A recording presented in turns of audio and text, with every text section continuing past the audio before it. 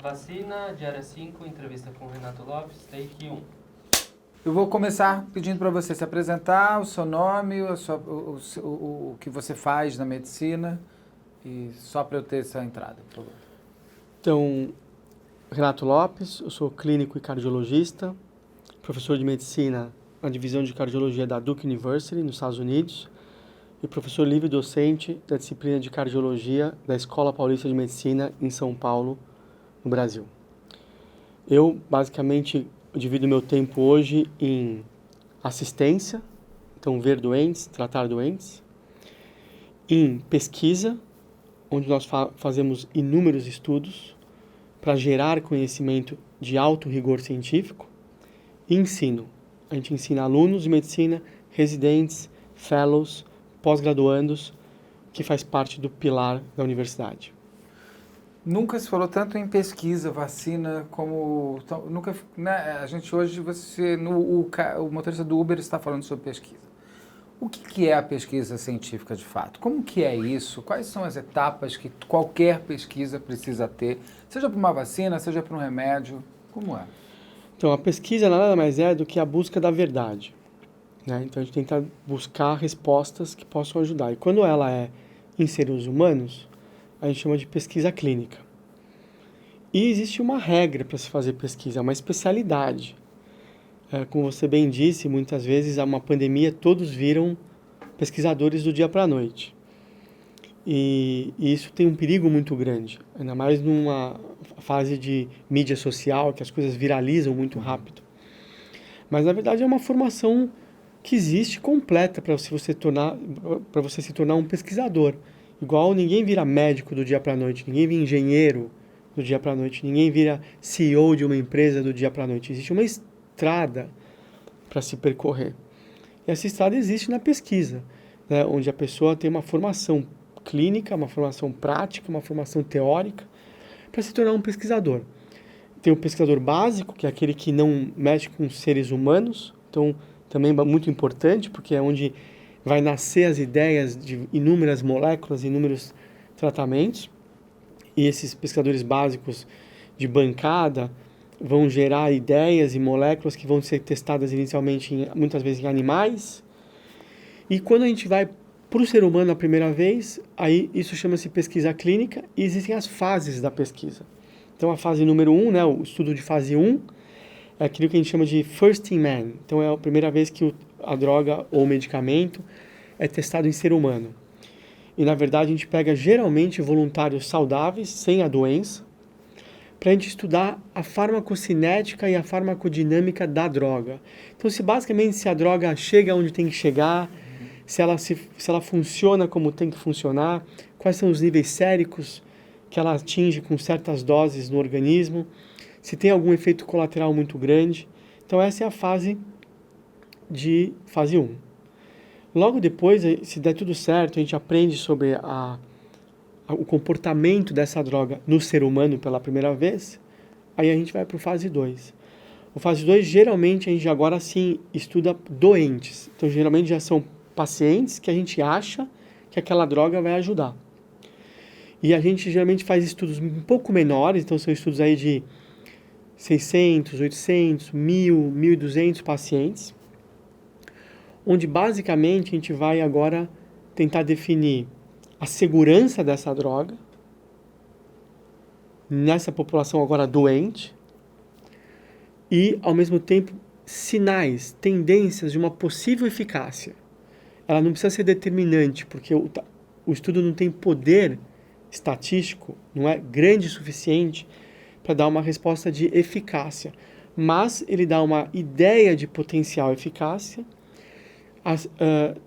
define a segurança da droga e muitas vezes é onde a gente testa várias doses do medicamento, para que a gente consiga definir qual que é a dose que me dá o maior benefício líquido. Ou seja, lembrar que a diferença de remédio e veneno é a dose. Então, a gente tem que saber acertar a dose. O segredo é acertar a dose, porque se eu der muito remédio, muitas vezes é ruim. E qualquer benefício passa a ser esquecido diante do malefício que ele pode causar. Se eu der pouco remédio, pode não ser suficiente para curar. Então eu tenho que acertar a dose, que eu venho chamando isso de definir o sweet spot, ou seja, aquele ponto de equilíbrio onde o benefício de eficácia é o maior e os efeitos colaterais é o menor. Isso a gente tenta definir no estudo fase 2. E aí a gente vai para o estudo fase 3, que é o estudo chamado pivotal. Então o estudo fase 3 é quando a gente aí, com milhares de pacientes, então aí sim, 5, 7, 10, 20 mil pacientes, vários países, já com uma dose pré-selecionada, a gente aí testa a eficácia. Então agora a gente quer saber se de verdade aquele sinal que eventualmente apareceu no fase 2 é comprovado no fase 3 de maneira definitiva, porque agora o estudo é robusto. E aí a gente vai também ver a segurança, como sempre, os efeitos colaterais, e se o benefício se comprovar com efeitos colaterais que são aceitáveis, esse é o estudo que as agências regulatórias usam para a aprovação dessa molécula. Então essa molécula, essa droga, ela aí sim, ela é aprovada para ser usada e comercializada em todo o mundo. Cada país vai ter sua agência regulatória e cada país vai fazer a sua própria análise para tentar aprovar. E ainda temos o estudo fase 4, que aí depois que a droga já está aprovada, a gente acaba fazendo registros de como essa droga está se comportando no mundo real. O mundo real a gente quer dizer que é o mundo fora do ensaio controlado. Então as pessoas estão usando, mas a gente continua coletando informações delas, agora não em 20 mil pessoas, mas em 500 mil pessoas, em 1 milhão de pessoas, para ver se aparece algum efeito colateral que é tão raro que talvez não tenha aparecido no estudo fase 3. Então, geralmente, o estudo fase 4 ele é essa segurança no mundo real que a gente acaba estudando, ou muitas vezes quando a gente estende a indicação de uma droga para uma outra situação clínica semelhante, semelhante à do estudo fase 3, que foi o estudo pivotal para a aprovação dessa droga. Então, essas são as 4 fases clássicas da pesquisa clínica. Então, veja que a gente consegue primeiro definir se a droga faz o que a gente quer no organismo, chega nos órgãos que tem que chegar, que não tem lesão no rim, que não tem lesão no fígado. Aí a gente começa a testar, achar a dose, aí define o estudo pivotal e, por fim, continua estudando ela no mundo real, com as pessoas já usando ela já aprovada.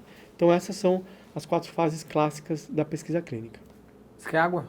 Não, também. Não. Isso vale para dipirona, para um antitérmico, até uma vacina da Covid. Essas fases são respeitadas por todo e qualquer remédio ou vacina, correto? Correto. O que existe momentos de urgência, de pandemia, elas são aceleradas. Elas não podem ser puladas. Então isso é importante. A gente pode acelerar. Então a gente pode ir para um fase 3 com um pouco menos de certeza do que a gente iria numa situação normal. A gente pode ir para um fase 1 com um pouco menos de dados do que a gente teria numa situação normal. Então elas podem ser aceleradas, mas não tem mágica. Não tem como pular etapas, porque se eu pulo etapas, eu vou pagar um preço muito caro lá na frente, porque eu vou expor doentes ou seres humanos a drogas que a gente não conhece tão bem e que podem levar a efeitos desastrosos. Então eu não posso pular etapas, eu posso deixá-las mais eficientes, encurtá-las, ter apoio de toda a parte regulatória para ter aprovações mais rápidas. Então eu posso mexer na maquinaria da pesquisa clínica, existe uma maquinaria, uma parte operacional. Então se eu tenho muito dinheiro e se eu tenho o mundo comovido em relação a uma situação importante, a gente tem como acelerar esses processos. Mas a gente não pode pular, porque quando a gente pula, é onde os problemas acontecem. O que você está me dizendo é que o tempo, como parte dessa equação, ele pode ser melhor usado. Correto. Você pode diminuir burocracias e tudo mais, é isso. Mas A parte clínica do tempo. Por que uma vacina, por exemplo, demorava 5 anos e a vacina da Covid está demorando 1 ano para sair? Então, aquilo que a gente disse. Geralmente, só para você ter uma ideia, como é complexo esse mecanismo de gerar uma droga que a gente usa na prática. Então, um remédio para pressão alta chega hoje disponível para nós usarmos. Quanto tempo demorou, em média, para esse estudo, para essa droga sair desde lá do laboratório até estar no mercado disponível para as pessoas? Entre 15 e 20 anos. Esse é o processo de maneira como um todo. E o que é mais ainda, de certa forma, preocupante é que não só o processo é muito moroso para achar a molécula, testar em animal, ver que funciona, vai para o ser humano, fase 1, fase 2, fase 3. Em média, 15, 20 anos. E o que foi tão diferente para essa vacina da Covid ter aparecido entre ser descoberta a doença 1 ano depois, dentro do próprio ano onde foi praticamente descoberta, já foi vacinado? Isso não é normal. Sem dúvida que não é normal. Isso acontece porque o mundo se mobiliza e se une. Então, em prol do mesmo objetivo. Então, muito dinheiro investido. Então, laboratórios que funcionavam com 10, 15 pessoas, do dia para a noite tinham 1.000 pessoas. As agências regulatórias, todas trabalhando sábados, domingos, feriados, altas horas da noite, para que a aprovação seja feita em tempo real. Então, tudo que é burocrático pode ser minimizado e muito dinheiro injetado por empresas muito grandes e com apoio governamental e com uma união muito grande dos cientistas em prol do mesmo objetivo, faz com que a gente consiga acelerar absurdamente esse processo. Porém, não há mágica. As pessoas falam, bom, será que a vacina funciona depois de 1 ano? A gente não tem como saber. Tem tempo. Porque não tem o tempo. Será que essa vacina vai ter que receber um reforço com 9 meses? Não sabemos. Será que ela vai ser eficiente uma vez a cada 5 anos? Não sabemos. Porque a gente não viveu esse tempo ainda. Então, a fase 3 e a fase 4 estão andando juntas. Exatamente. Elas estão andando quase que juntas e a gente está aprendendo as we go, né? Então a gente está aprendendo ao mesmo tempo que a gente está gerando conhecimento. A gente não tem muito tempo de ver um resultado, detectar as mudanças, testar de novo. Fazer outro estudo, achar outros resultados, testar de novo. Aplicar, ver como as pessoas funcionam em 2 anos, 3 anos, 4 anos, e aí sim aplicar para falar, olha, todos podem receber, porque a gente já conhece que 5 anos não tem efeito colateral, não tem isso, não tem aquilo. A gente não tem esse tempo, a gente não viveu esse tempo. Então não tem mágica. Você acelera um tempo possível, ou seja, você dobra o número de pessoas, você acelera a burocracia, mas o tempo do tempo necessário para se saber, você tem que esperar acontecer. Você tem que esperar acontecer. Por exemplo, a gente não conhece nem a história natural dessa doença. A gente tem 1 ano de experiência. Então, se você me falar assim, a gente está vendo agora uma situação que a gente vem chamando de Covid prolongada, que é o doente que vai de alta, ele fica internado por Covid e ele vai de alta. Esse doente não está curado. A gente tem visto que nos primeiros 6 meses, uma proporção grande desses doentes voltam para o hospital. Uma proporção considerável desses doentes morrem ou em casa ou voltando para o hospital. Uma proporção muito grande desses doentes ficam com déficit cognitivo, déficit de atenção, dificuldade de processamento de dados, ansiedade, depressão, uma fadiga crônica, uma perda de capacidade funcional, onde triatletas não conseguem fazer 5 minutos de bicicleta. Isso a gente está aprendendo, porque a gente tem agora 1 ano de doença. Então, se você me perguntar, será que isso demora 3 anos para assumir? É impossível saber. Porque a gente tem agora 1 ano de doença, estamos estudando os primeiros 6 meses, 9 meses, mas estudando em tempo real. A doença vem acontecendo e a gente vem estudando. E a doença vem evoluindo. E a doença vem evoluindo, a doença vem mudando suas cepas, a doença vem mudando suas características, os vírus o vírus vai se alterando, e ao mesmo tempo você tem que levar isso em consideração para os estudos que você está fazendo. Então, e mais um momento, de importância fundamental para se não esquecer do rigor científico. Porque nesta pressa é muito fácil cometer erros. É muito fácil falar o que não é verdade. É muito fácil expor os doentes a tratamentos que não funcionam por uma ansiedade do médico, por uma percepção, por um desespero da sociedade. Por um jogo político. Por um jogo político, por um jogo econômico.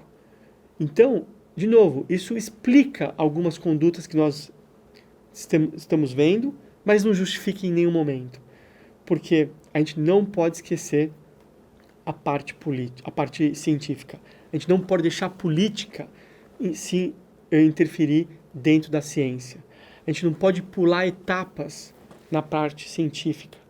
A gente não pode esquecer dos aspectos éticos de colocar um sujeito num protocolo de pesquisa.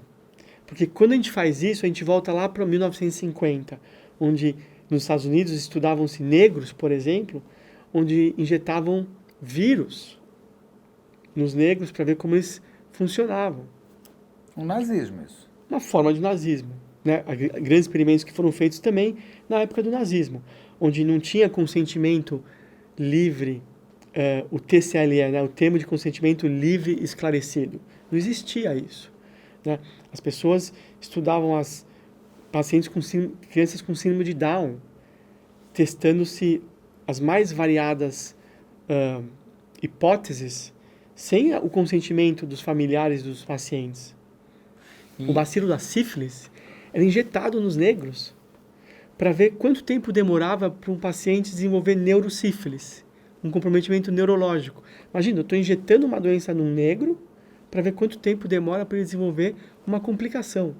Quer dizer, por isso que a gente não vê hoje negros participando em pesquisa nos Estados Unidos, porque eles ainda vivem o legado da década de 40, da década de 50, onde isso acontecia. E por isso que hoje a gente tem normas muito claras, éticas de pesquisa, e a gente pode acelerar os processos, a gente não pode esquecer desse rigor científico e ético, porque se a gente esquecer, é onde os problemas vão acontecer. Hoje, com a Covid, a gente está voltando a esses anos 30, 40, 50 americanos, no seguinte sentido, as pessoas querem achar solução, querem mostrar que sabem mais até do que a ciência, inclusive médicos e tudo. Tem estudos sendo feitos à revelia de tudo isso, sem as pessoas saberem até que estão fazendo parte do estudo? Infelizmente, sim.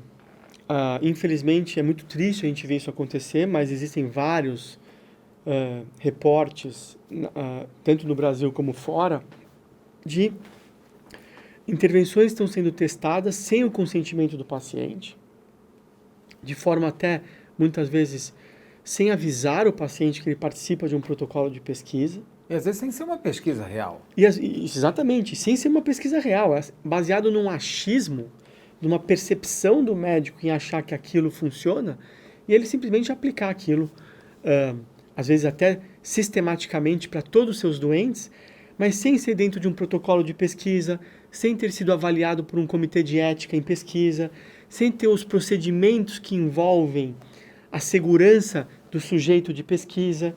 Ou seja, tudo que a gente conquistou em 50, 70 anos para chegar no rigor científico e de segurança do doente que nós temos hoje, com a correria, com a pandemia, com o desespero, com a falta de conhecimento, com a busca de ser o salvador da pátria do dia para a noite, nós temos visto condutas absurdas acontecendo no mundo real, tanto que expõe os doentes a riscos, como do ponto de vista de violando todos os critérios de pesquisa clínica séria que nós conhecemos. A pesquisa, ela leva, por exemplo, tem essa médica que estava fazendo pesquisa com cloroquina esmagada para ser inalada e tal.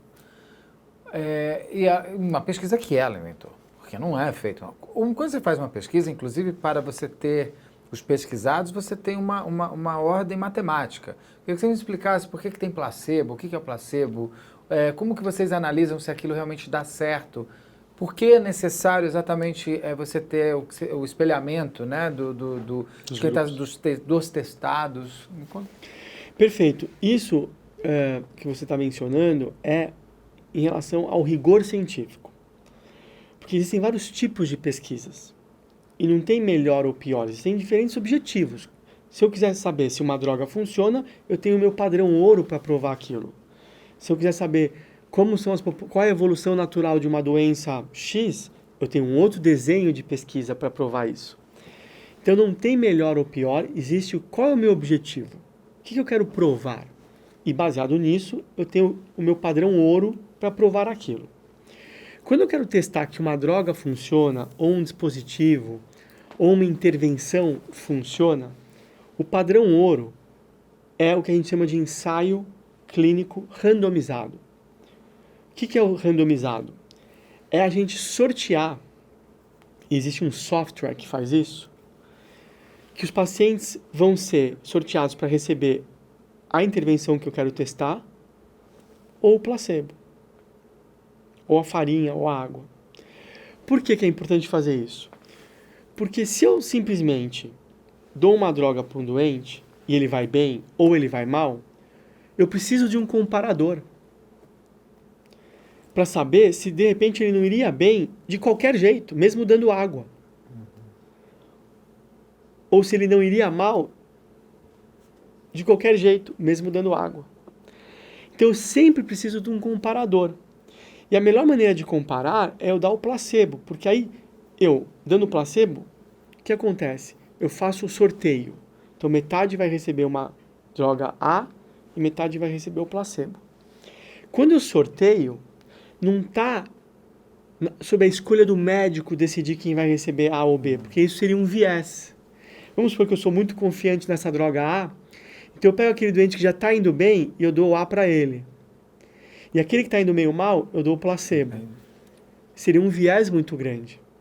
Agora, se isso é feito por um computador que define, olha, o próximo doente do seu hospital vai receber droga A, o próximo vai receber droga B, independente se eles estão bem ou mal.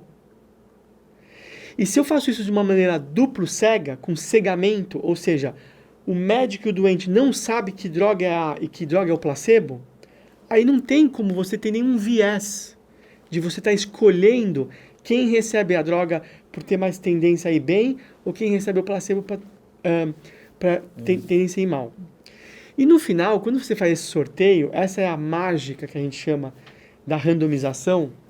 Qual é a beleza dessa randomização? É que ela consegue deixar os dois grupos no final exatamente idênticos. A idade do grupo A é igual ao do grupo B. A quantidade de pacientes hipertensos no grupo A é igualzinho do grupo B. A quantidade de paciente rico no grupo A é igual ao do grupo B. E você consegue, inclusive, deixar igual para aquilo que a gente nem conhece. Exemplo, a quantidade de pacientes que tem um gene alterado B é exatamente igual um gene alterado B aqui. Então, a gente, através da randomização, a gente consegue espelhar as populações A e B identicamente para o que a gente conhece e para o que a gente não conhece. Bom, se são exatamente iguais, tudo foi feito igual, só que a única diferença foi que uma recebeu a droga A e uma recebeu água, no final, o que quer que aconteça de diferente entre os grupos pode ser 100% atribuível àquela intervenção. Porque ela foi a única diferença entre os dois grupos.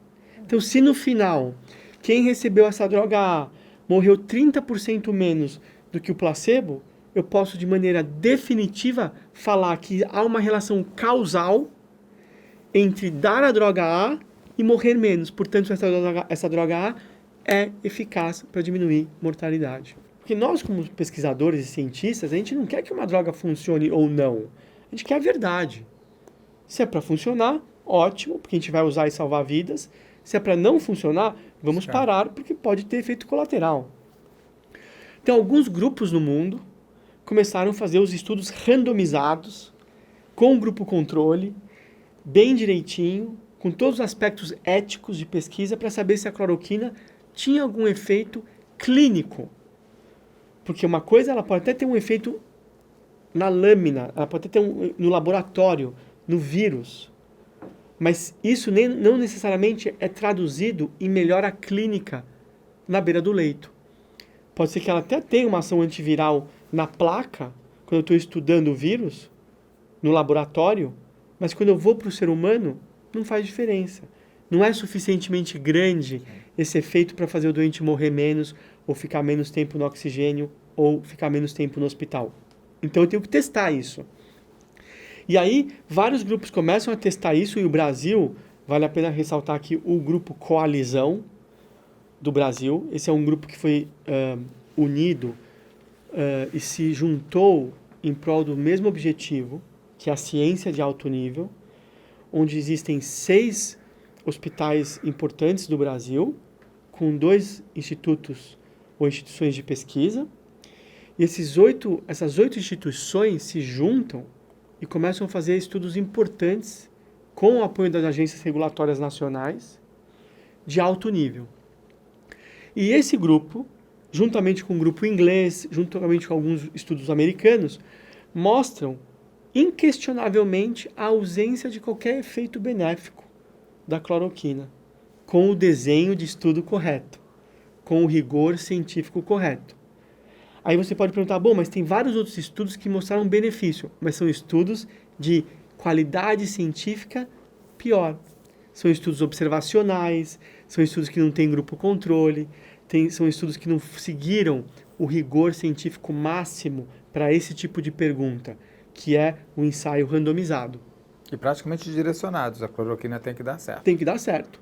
Quando a gente fez um estudo sério, tanto no Brasil, como na Inglaterra, como nos Estados Unidos, e a gente junta todos os ensaios randomizados, os resultados são todos na mesma direção. Ausência absoluta de benefício. E por que é tão difícil? Se você tem pesquisas que comprovam, mais difícil, que eu acho mais chocante hoje, do que você convencer a população comum de não tomar, é que os médicos não se convencem de não prescrever.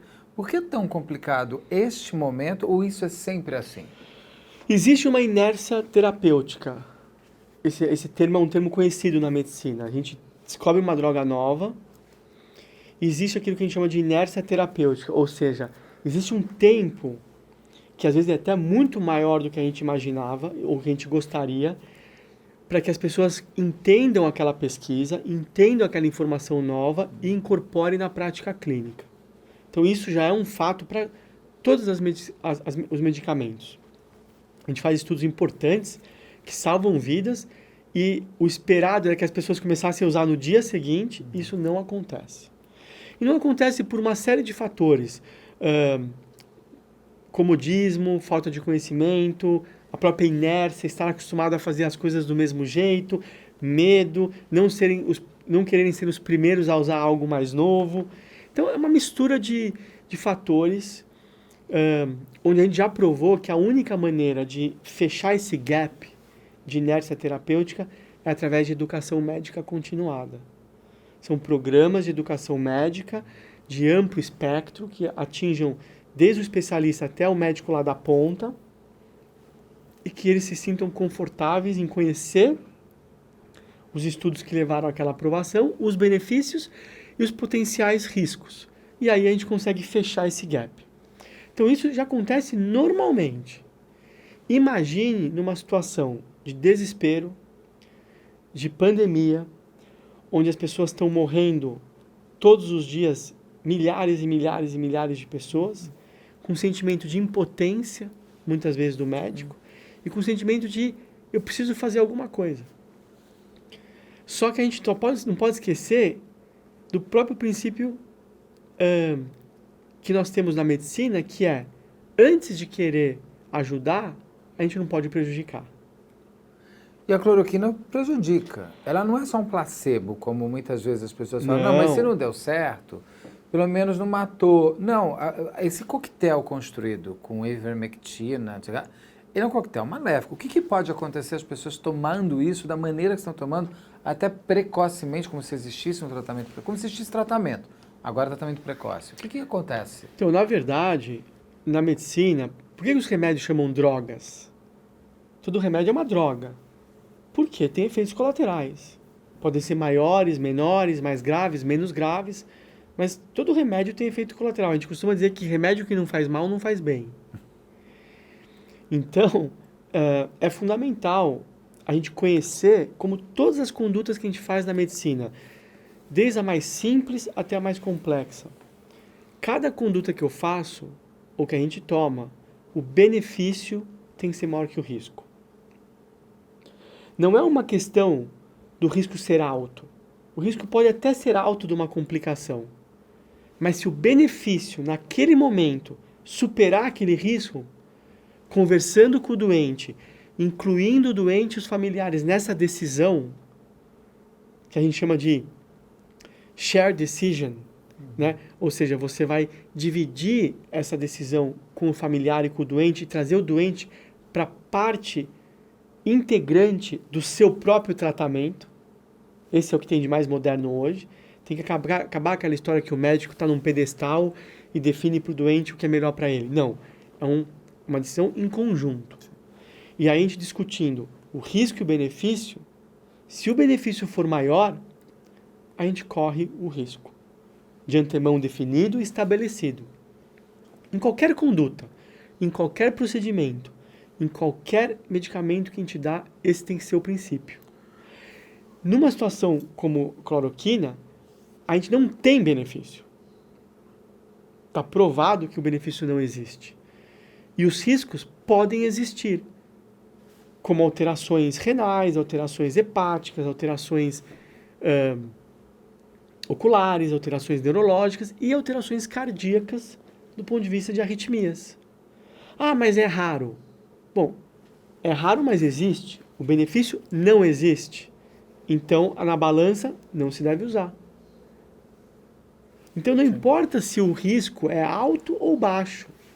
É uma questão de como é esse risco diante de um potencial benefício. E se esse benefício for ausente, não tem por que expor o doente àquele medicamento. A gente estava, você me contou, eu queria que você me falasse mais um pouco de novo das sequelas dessa Covid mais prolongada. Uma delas que as pessoas têm falado muito é da parte cardíaca. Pessoas que se não tivessem, não sabemos, não teve a pesquisa, mas o que você pode, como pesquisador, cientista, médico, me dizer? Pessoas que não teriam, se elas não tivessem tomado esse coquetel, elas poderiam não ter desenvolvido esse problema cardíaco ou teriam desenvolvido... Entendeu? Minha pergunta é o seguinte, a Covid sozinha desenvolveu nessa pessoa específica ou o fato de ela ter, com a Covid, se juntado a remédios que dão problemas cardíacos, desenvolveram problemas cardíacos? Porque daí é uma questão também. O remédio não só beneficia, como ele é maléfico e é maléfico mesmo, né? Sim. Não, a gente não sabe essa resposta, né? Essa resposta não está muito bem clara. O que a gente sabe é que alguns efeitos colaterais de remédios que estão sendo amplamente utilizados e ainda ficam mais potencializados quando usados em conjunto, né? Então, por exemplo, a hora que você usa azitromicina com anticoagulante, junto com cloroquina, você pode potencializar os efeitos colaterais de disfunção renal, de problemas hepáticos, de arritmias cardíacas, em graus que os estudos até agora não mostram que são tão comuns, mas alguns mostram numericamente aumentado a chance disso acontecer. E, de novo, se essas medicações funcionassem, tá tudo certo, porque a gente vai ter uma arritmia, uma perda funcional, mas um benefício muito maior. Agora, quando não tem o benefício, não tem por que expor esses pacientes a esse risco. Então, essa é a grande sacada do dia a dia. É a gente não deixar com que a angústia, o medo, a depressão, a ansiedade, o desespero tome conta das nossas condutas acima da ciência. E acima da ciência de alto nível, dos estudos de alto rigor científico, que nos dão as respostas mais definitivas. Vejam, por exemplo, a azitromicina, a droga mais utilizada para a COVID, do ponto de vista de antibiótico, apesar de ela ser um antibiótico que a gente usa para bactéria, ela é a droga mais usada na COVID, até por uma ação que achava-se que ela podia modular a resposta imunológica. Então, não é que ela está sendo usada só por uma questão bacteriana, porque se o paciente tem uma infecção bacteriana em cima da COVID, tudo bem usar o antibiótico. Mas a ideia é que talvez ela pudesse modular a resposta imunológica da COVID. E o que acontece é que vários estudos grandes, inclusive o brasileiro, mostram que não há benefício. Ou seja, quando a gente está lá dando essa droga, a gente está dando muito mais por uma pressão, muitas vezes até social. E não porque é o melhor para o doente. E aí o doente vai bem, a gente fala, viu como deu certo? Mas essa visão é uma visão muito míope, de 5 doentes que você tratou sem grupo controle. Porque quando a gente fez os estudos com 600 doentes, ou estudo em inglês com milhares de doentes, 3, 4, 5 mil doentes, a gente mostra que não tem diferença, que não tem nenhum benefício. Então, os médicos têm que ter a visão suficientemente aberta para entender as pesquisas de alto nível e incorporá-las na sua prática clínica em tempo real. Mas isso é muito difícil para o médico como um todo, fora da pandemia. Imagine na pandemia, é mais difícil ainda. E aí, de um ponto de vista para agravar a situação, vem a parte política. E aí se torna uma questão de política, uma questão de preferência de partidos. E aí já não é mais ciência. A pessoa está usando aquela medicação por outros motivos que não é a indicação de melhorar o doente. As que não dão certo, vocês já provaram. E quais outras que não são tratamentos reais, definitivos, mas que já estão provados, que dão bons resultados? Você me falou, por exemplo, do corticoide. Quais são? Porque eu vi também que o Remdesivir foi aprovado pela Anvisa, que também tem o tratamento de trombose. Quais que hoje vocês já conseguiram provar que isso dá certo? Isso não dá certo 100%, não vamos salvar, não é um tratamento definitivo, mas ele alivia a doença. Então, nós temos hoje o corticoide, que é realmente a droga que mais comprovada até hoje de fazer grandes diferenças por diminuir mortalidade. Nós temos alguns antivirais, como o Remdesivir e outros, mostrando um efeito modesto nessa situação. Nós temos aí alguns anticorpos que atuam na inflamação. Lembra que a COVID ela é uma doença que leva a uma tempestade inflamatória, com inúmeros mediadores, substâncias que promovem essa inflamação. E existem drogas que a gente consegue desenvolver que atuam nessas moléculas de inflamação. Algumas delas conseguem mostrar um certo benefício. Também são drogas mais caras, são drogas ainda não 100% aprovadas, mas elas atuam na inflamação causada pelo COVID. Tem vários outros antivirais sendo testados, alguns com efeitos mais neutros, alguns com efeitos modestos, alguns com resultados um pouco conflitantes, alguns estudos mostram que sim, alguns estudos mostram que não. Nada muito tão claro no benefício tão importante como, por exemplo, o corticoide. Mas esses estudos continuam em andamento. A gente está, a cada momento, descobrindo novos alvos terapêuticos para se testar e ver se, de repente, pode ser uma opção para o paciente com COVID. E nós temos, assim como o corticoide ele não trata diretamente o COVID, a gente tem em andamento agora, e vamos ter resultados nos próximos meses, sobre o anticoagulante. Porque a COVID ela é uma doença que está sendo descrita como altamente trombogênica. O que significa isso? Os pacientes tendem a fazer muitas tromboses, tanto arteriais como venosas. E isso tem sido um marcador de pior prognóstico. Então, quando a gente tem COVID e tem uma trombose, ele morre mais. Quando a gente tem COVID e faz um AVC, ele tem COVID e tem um infarto. Ou seja, é a trombose acontecendo em vários locais do corpo, mesmo em doentes que não têm risco para aquela complicação. Então, é o doente que infarta com um trombo na coronária, mas não tem fatores de risco para ter infarto. É pelo COVID. Então, a ideia é que se a gente talvez usar anticoagulantes de uma forma mais intensa, que talvez a gente possa diminuir essas tromboses. Isso está em andamento no momento.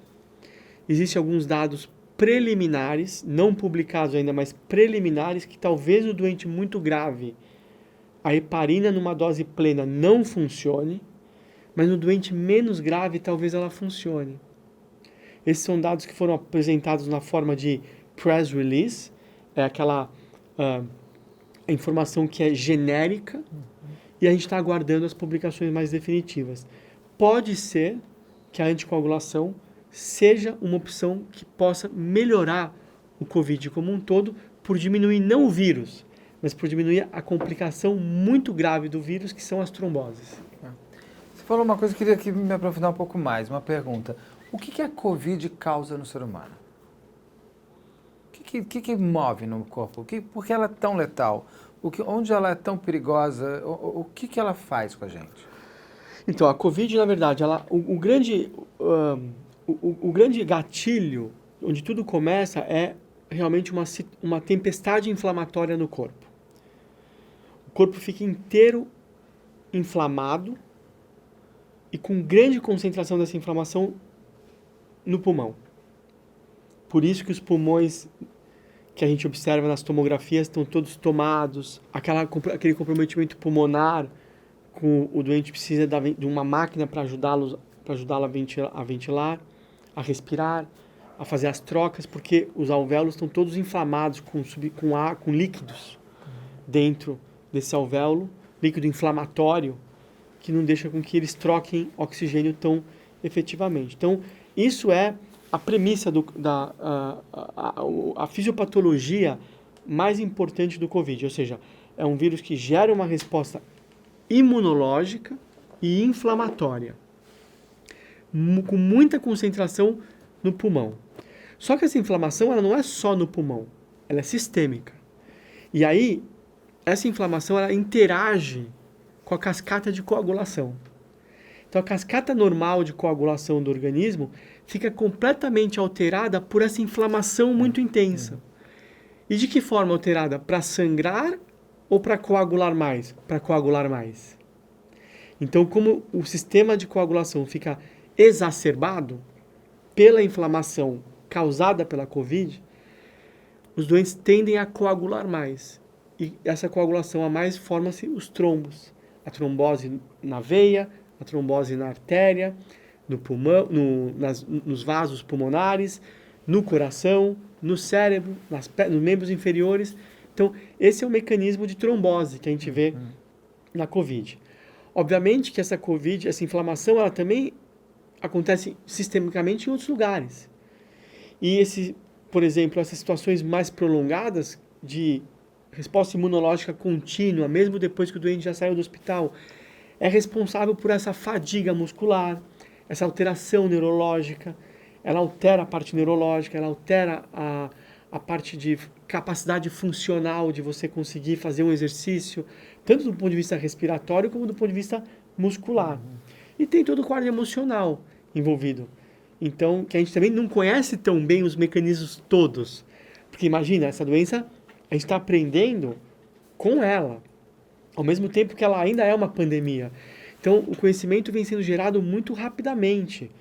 E a gente conhece alguns aspectos muito bem, como as tromboses, como essa interação entre a inflamação e a cascata de coagulação. Estamos aprendendo agora sobre essa Covid prolongada, com fadiga, com déficit de atenção, déficit de memória, mas detalhes de qual é o mecanismo exato que a Covid causa a falta de memória, isso ainda não está 100% elucidado. Por que a Covid é tão desconhecida para a gente? Como que ela chegou? Você sabe, já descobrimos a história de como é que esse vírus invadiu o mundo? Então, na verdade, existem várias versões, né? E essa, na verdade, é a terceira onda de Covid que vem desde lá do começo dos anos 2000, né? Nós tivemos duas outras epidemias, vamos dizer assim, relacionadas à Covid, com diferentes agentes intermediários, animais intermediários, e que tiveram características diferentes em termos de letalidade, às vezes epidemias mais letais, mas com muito menos pessoas acometidas, onde 30% morre, mas pouca gente é acometida.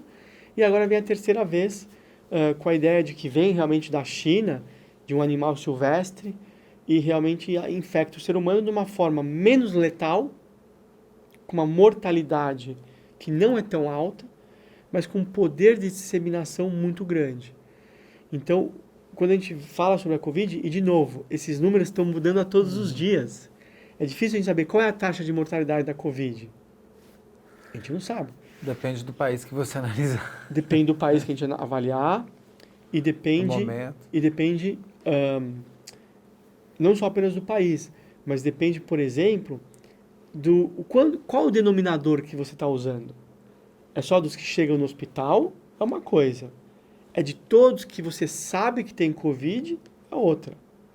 É de gente que morre de Covid depois de já ter tido alta, então morreu de infarto, mas na verdade é um infarto meses depois por conta da Covid, isso também? Isso está menos claro, né? O infarto 6 meses pós-Covid, isso não está tão linkado ao Covid. Mas, por exemplo, existem pacientes que ficam com disfunção do coração pela Covid e não recuperam isso e evoluem com insuficiência do coração e morrem de insuficiência do coração, mas que começou lá atrás pela Covid. Então, como é que a gente classifica esse caso? É a insuficiência cardíaca ou é a Covid que causou? Porque a Covid não foi a causa direta da morte, mas foi a causa basal, né? A causa que desenvolveu aquela insuficiência cardíaca. Isso acontece. Então, assim, o denominador é muito importante, porque se você vai pegar só os doentes graves que estão no hospital, a mortalidade parece muito alta. A mortalidade é muito alta. Agora, porque o seu denominador ele é relativamente pequeno. Então você tem um denominador pequeno e muita gente que morre. Ela parece alta, 20%, 30%, 10%. Só que quando você pega todos os doentes positivos, o que acontece com o seu denominador? Fica muito grande. E aí quem morre de todos que pegaram, que é a mortalidade real, passa a ser um número muito pequeno. Muito mais próximo de 1, 2% do que dos 10, 20%. Então depende como você calcula. E é muito difícil comparar um país com outro, porque os países têm políticas diferentes, sistemas de saúde diferentes, cepas muitas vezes diferentes. Então como que eu calculo a diferença, por exemplo, a mortalidade do país, dos Estados Unidos com o Brasil? Quem é pior? Eu não posso calcular 4 mil mortes por dia versus 3. Esse número ele tem muito viés. Porque a população é diferente, Sim. o número de pessoas é diferente nos dois países, e os países são diferentes. Tem políticas diferentes, tem tratamentos diferentes, tem sistemas de saúde diferentes. Então, uma das formas que a gente faz para tentar nivelar essa comparação é olhar uma métrica que é chamada o excesso de morte. Como é que funciona isso? O excesso de morte compara o seu país com ele mesmo. E depois você compara essa diferença com a diferença do outro país. Então, por exemplo, se a gente pegar o Brasil e comparar os últimos 5 anos com O Brasil. o Brasil mesmo no ano 2020. O que mudou nos últimos 5 anos do Brasil para 2020? Nada, só a pandemia. Então, se eu observar a média de morte antes com a média de morte em 2020, o que tiver a mais é por causa do quê? Da Covid. Então, essa diferença, eu comparei o Brasil com ele mesmo. Não mudou o sistema de saúde, não mudou os médicos, não mudaram os médicos, não mudaram a política de saúde, é tudo igual. Então, aquela diferença pode ser relativamente confiável, atribuída ao Covid. Então, vamos supor que foi X. Aí eu vou na Alemanha. Faço a mesma coisa. Eu vejo a Alemanha em 2020 e comparo com a Alemanha nos últimos 4 anos, 5 anos. Ah, aumentou Y. Esse Y é real para a Alemanha, porque foi só 2020 que eu mudei a Alemanha comparando com ela mesma. E aí eu comparo aquele Y com esse X. Esses números são mais comparáveis, porque aí eu estou comparando a diferença do próprio país com a diferença do outro país. Esses números, me dá um comparativo, São Paulo é bom, né? Me dá um comparativo Brasil, Estados Unidos, por exemplo. Então, esses números eles podem ser calculados diariamente, né? Semanalmente, mensalmente, eles podem ser calculados, porque as mortes estão acontecendo. Mas, por exemplo, se a gente comparar o Brasil com os Estados Unidos, o Brasil tem essa diferença de morte comparado com si só, quando comparado com os Estados Unidos, de o dobro. Então, na verdade, os Estados Unidos mudou menos a morte no ano de 2020 comparado com eles mesmos do que o Brasil no ano de 2020. Quais são? Em torno de 13% nos Estados Unidos, em torno de 22%, 23% no Brasil. Então, você vê que é basicamente a metade. Então, quando a gente quer falar que o Brasil está morrendo mais gente, essa métrica que é mais fidedigna para falar que realmente está tendo um maior impacto na mortalidade no Brasil do que nos Estados Unidos. E não simplesmente o número absoluto de 4 mil versus 7 mil, ou foi versus 5 mil. Então, esse número comprova, inclusive, que o Brasil está indo mal no controle da pandemia. O Brasil está indo muito mal no controle da pandemia por conta de vários fatores. Mas, fundamentalmente, eu acho que é uma política não tão agressiva como a dos Estados Unidos de fazer o que resolve a pandemia. Lembrar que a gente falou aqui de vários medicamentos, o que funciona, o que não funciona, o que funciona mais ou menos, o que funciona um pouquinho. É bom saber tudo isso, porque os pacientes vão se infectar e a gente tem que saber. Mas o que resolve a pandemia chama-se vacinas. E nesse caso, os Estados Unidos investiu demais em vacina, deixando com que toda a população fosse vacinada e com um plano de até final de maio ter toda a população adequada, adulta, vacinada. E com isso você consegue parar a pandemia. E também informação, no seguinte sentido, eu concordo com a vacina e eu acho que é indiscutível que não soubemos fazer compra de vacina. Mas enquanto ela não vem, a informação do tipo, o básico, distanciamento social, usar máscara, a gente está ruim nisso também, não está? A gente está não ideal, eu diria, né? Porque realmente, e é difícil julgar isso, porque as pessoas estão muito cansadas. E você achar aquele sweet spot de lockdown versus a economia de um país, versus parar, versus a pessoa não pegar a doença, mas ao mesmo tempo ela tem que ir trabalhar e o ônibus é a única maneira que ela tem para ir trabalhar, é muito difícil a gente saber o que é o mais certo, qual que é o sweet spot que você controle a pandemia, mas a pessoa não morra de fome, ou a pessoa não morra de, por falta de trabalho, ou a pessoa até não morra de outras circunstâncias. Lembre, no começo da pandemia, as pessoas estavam tendo infartos e AVCs em casa e não estavam indo para o hospital. Não estava, e hoje também a gente está com problema de atendimento em hospital, né? Sem dúvida. Agora as UTIs estão muito lotadas, estão muito cheias, as vagas dos hospitais estão escassas. Mas no começo da pandemia, o medo era tamanho de ir ao hospital que as pessoas não iam por situações que deveriam ir. E sabe o que aconteceu? Todos os hospitais no Brasil, nos Estados Unidos e na Europa, as taxas de infarto e de AVC começaram a diminuir. E as pessoas começaram a achar que realmente, mas como é possível? Não é que estavam diminuindo as que chegavam no hospital. Eles estavam morrendo em casa. Então, como você equilibra o quão você pode fazer e o que você não pode fazer? É muito difícil, no meio de uma pandemia com ansiedade, depressão, medo. É muito difícil achar esse ponto de equilíbrio. Porém, a despeito disso, coisas básicas. Então, não vamos fazer festa, não vamos deixar de usar a máscara, não vamos aglomerar pessoas desnecessariamente. Uma coisa é a gente falar, bom, tudo bem, eu vou trabalhar, eu vou tomar cuidado, eu vou usar minha máscara.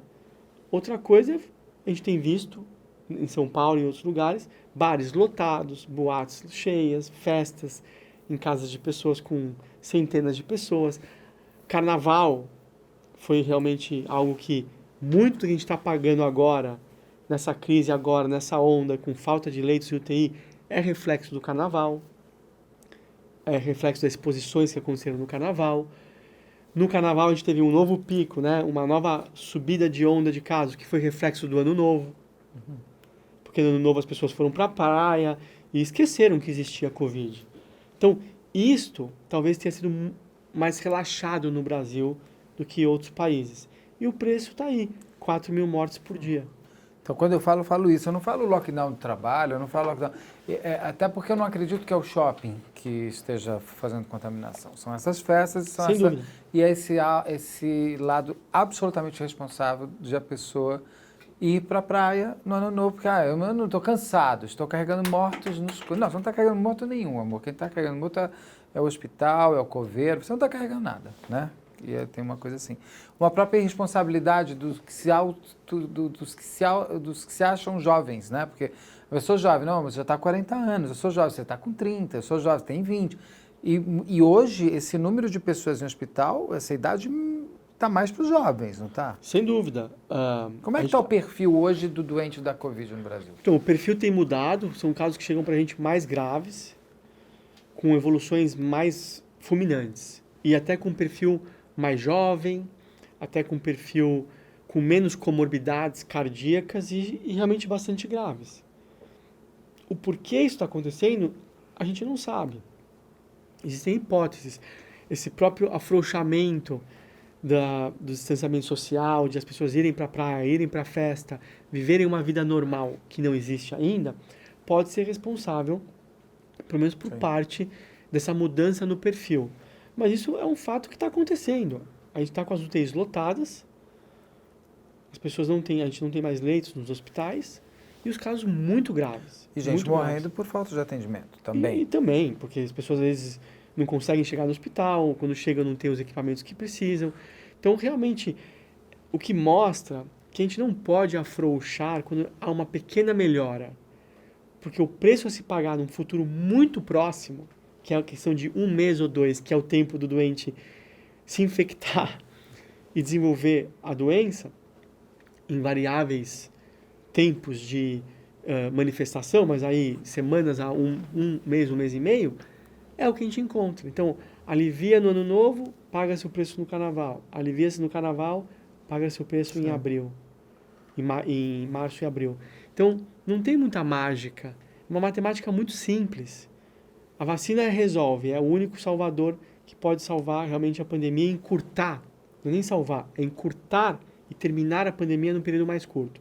Já sabemos mais como é que se pega a Covid, mudou os protocolos, aquela história antes que falava tem no cimento, tem que lavar, pega em papel, na embalagem, tudo se mantém ou não? Como é que se pega ainda a Covid ou como é que se pega a Covid? Na verdade, a grande via de transmissão é pelo ar, né? Então é realmente as partículas infectadas que entram pela via respiratória, vão para o pulmão e lá começam todo esse processo inflamatório que a gente falou. Essa é a grande maneira de se pegar, né? E, na verdade, quando a gente pega pelo ar, também incluindo pelas mucosas, né? Então, coçar o olho, o nariz, a boca, são maneiras que a gente pode levar o vírus para vias respiratórias. No começo achava-se muito, porque a gente não conhecia, na verdade, né? Sobre as superfícies, que eventualmente um vírus podia ficar lá na superfície, a gente podia pegar, e hoje sabe-se que a chance, o risco de transmissão dessa maneira é muito baixo. Ele não é zero, mas ele é muito baixo através de superfícies. De novo, a gente tem um ano de doença, 1 ano e poucos meses. A gente está gerando conhecimento em tempo real. Então, por isso que os protocolos também começam a ser mudados todos os momentos, porque saem estudos robustos, que você pode confiar, você precisa acertar o seu protocolo. Que aí é um protocolo que era mais emergencial, sem tantos dados, agora passa a ser um protocolo mais baseado em evidência, porque temos melhores dados. Então, se a gente imaginar a quantidade de informação confiável que foi gerada pela Covid em 1 ano, não tem nenhuma situação na história da medicina que chegou próximo disso. Essas variantes, elas podem nos assustar ainda mais? Elas podem variar ainda mais? Como que elas estão acontecendo? Por que estão acontecendo? É uma incógnita isso, na verdade. De novo, é muito cedo para a gente saber. A gente está pegando a variante nova, a gente descobriu que os casos estavam chegando mais graves, aí descobre-se uma variante nova. Você entende? Então, assim, a gente não está tendo o luxo de poder ver as coisas com calma, entender, pesquisar e descobrir por que as coisas estão acontecendo. A gente está tendo que resolver. É como se a gente tivesse que estar trocando o pneu de um carro e o carro a 200 km por hora. Então, os dados mudam todos os dias. Então, as variantes podem acontecer, algumas podem ser mais graves, mais fortes, mais intensas, mais severas, vamos dizer assim, mais agressivas. Outras podem ser menos agressivas. Isso vai fazer parte um pouco da história natural da doença. E o que significa história natural? Esperar a doença acontecer para você ver o que acontece. E as pessoas agora têm tanta ansiedade que elas querem saber a história natural em tempo real. Impossível, porque é história. Sim. História natural eu conheço a doença... Qual é a história natural do HIV? A gente conhece. Porque a gente já tem 30 anos de experiência no HIV. Então a gente sabe exatamente o que acontece em cada momento. Qual é a história natural dessa doença? Vão ter 10 variantes? vão ter 2 variantes, vão ter uma que vai ser fatal, vai ter uma que vai ser menos. A gente está vivendo isso ainda. Mas essas variantes podem chegar ao ponto de a gente descobrir a Covid agora em 2021, Covid-21, e ela matar essas vacinas que já foram? Pode acontecer. Ou não é nem matar as vacinas, elas podem ser menos eficientes, essas vacinas podem ter menos eficiência nesta variante. Porque lembra, essas vacinas foram descobertas e foram aprovadas em tempo recorde total. A gente está falando aí de 5, 7 anos sendo feitos em meses. Meses. 11 meses, 12 meses, 10 meses. Então, não tem mágica para você conseguir descobrir uma vacina que funcione rápido, sem efeito colateral, o que até agora tem sido muito bom, porque os efeitos colaterais têm sido muito poucos, e que funcione contra a história natural de algo que a gente não conhece.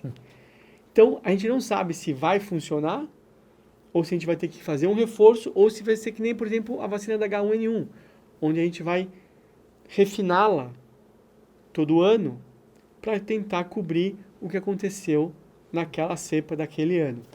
A gente vai ter que viver esses dias para saber o que vai acontecer. Então é só um começo, na verdade, isso. Precisamos do tempo, né? O tempo é fundamental. Pandemias assim acontecem na história humana e sempre aconteceram. A sensação que eu tenho que o ser humano não aprendeu muita coisa. A gente vai ter novas pandemias futuras? É impossível não ter? Eu acho que faz parte do ciclo da humanidade. Se a gente fazer uma análise histórica, existiram outras pandemias em momentos diferentes, relacionadas a outras faltas de conhecimentos que existiam na época, e vejam que agora acontece a despeito de todo o conhecimento que a gente tem, de toda a tecnologia que a gente tem, acaba acontecendo. Então, eu acho que isso faz parte, uma pergunta muito mais filosófica essa, né? Mas eu acho que faz parte do ciclo da humanidade, e que talvez venha para que a gente corrija pontos e fragilidades e gaps, tanto pessoais, profissionais, culturais, sociais, que talvez, se a gente for esperto e inteligente, a gente possa corrigir para viver talvez os próximos 30, 40 anos melhor, e aí talvez venha uma outra pandemia para tentar readequar a sociedade para aquele momento. Acho que essa é uma teoria que me parece razoável, embora seja também puro achismo. O quanto que a Covid vai acelerar a humanidade e o quanto que a Covid atrasou a humanidade nos setores de pesquisa? Quantas doenças pararam de ser pesquisadas e quanto, através do que a gente conseguiu desenvolver em pesquisa da Covid, a gente vai acelerar outras que estavam paradas? Então, na verdade, a Covid, como toda crise, ela gera oportunidades. Então, foi uma oportunidade para a gente deixar a operação da pesquisa clínica mais eficiente. Tentar eliminar as partes burocráticas que retardavam a pesquisa e retardavam a gente gerar conhecimento. Então esse é um aspecto muito positivo, porque a gente mostrou que é possível. Lógico que não vai ser sustentável manter... Lógico que não vai ser sustentável. Lógico que não vai ser sustentável manter esses ritmos que a gente fez durante a pandemia. Porque isso significou pesquisadores, agências regulatórias, empresas, trabalhando 7 dias por semana, 24 horas por dia. Isso é insustentável. Então, a gente vai tentar adequar. Bom, antes tinha demoras muito longas, burocracias enormes para se aprovar um projeto, para se começar um projeto. Hoje, isso aconteceu na pandemia em 1, 2 dias. Que vai ser insustentável. Então, talvez a gente chegue no meio termo, 1 mês, 2 meses, já foi um avanço. Não vamos ter que esperar 12 meses, 18 meses, às vezes, para aprovar um projeto. Então, o que a gente espera de verdade é que a pandemia deixe um legado para que a gente possa melhorar os processos anteriores e nos tornarmos mais pragmáticos, mais eficientes e, portanto, gerar mais conhecimento, não tão em tempo real como foi durante a pandemia, mas de uma maneira mais eficiente. Esse é o lado positivo. O lado negativo foi que, por conta dessa prioridade do mundo, tudo que não era Covid ficou em segundo plano. Então, todos os estudos em várias áreas, na cardiologia, na nefrologia, na pneumologia, na medicina intensiva, todas as outras áreas foram paradas. E vários estudos importantes no mundo decidiram por serem interrompidos. E isso é, na verdade, uma perda. Esse é um prejuízo, tanto econômico como de ciência, que a gente ainda não sabe o custo, que a gente ainda não sabe o valor exato. Mas existiu, está existindo, alguns projetos pararam e retomaram agora no final, mais para o final da pandemia, mais para essa fase da pandemia. Alguns projetos decidiram de realmente interromper, então realmente são projetos que a gente teria uma resposta numa área, a gente não vai ter mais. E talvez tenha que refazer esses estudos lá na frente, ou talvez eles nunca mais sejam feitos. Então, a gente ainda não sabe o grau e a magnitude desse prejuízo nas outras áreas não Covid. Ele existe, ele é real, ele está acontecendo em tempo real, mas a verdadeira magnitude desse prejuízo a gente ainda não tem como saber definitivamente.